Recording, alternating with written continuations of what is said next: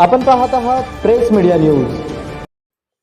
धाराशिवमध्ये जुगार अड्ड्यावर पोलिसांचा छापा, 2,56,000चा मुद्देमाल जप्त, 9 जणांवर गुन्हा। धाराशिव शहर पोलिसांनी जुगार विरोधात कारवाई करत पाथरुड गल्ली परिसरातील एका ठिकाणी छापा टाकून जुगार अड्डा उद्ध्वस्त केलाय।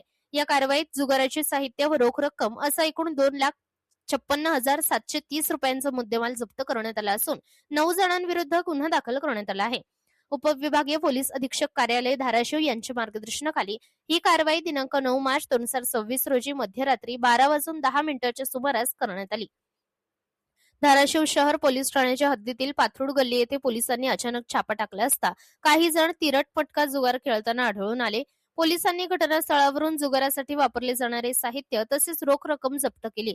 या प्रकरणी महाराष्ट्र जुगार प्रतिबंधक कायदा कलम 12 अन्वये धाराशिव शहर पोलीस ठाण्यात गुन्हा नोंदवण्यात आला आहे। या कारवाईत पोलिसांनी विजय मुकिंददा मध्ये, रफिक लाला शेख, अमीर सत्ता ढांगे, अनवर कबुली नाईकवाडी, चंद्रकांत मुकिंदा मध्ये, विजय श्रीमंत गायकवाड, राजू चंद्रकांत मध्ये, राजू बाबूराव कवळीकर आणि बलभीम जगन्नाथ जाधव यांच्या विरुद्ध गुन्हा दाखल केला आहे। तर पुढील तपास धाराशिव शहर पोलीस करीत आहेत।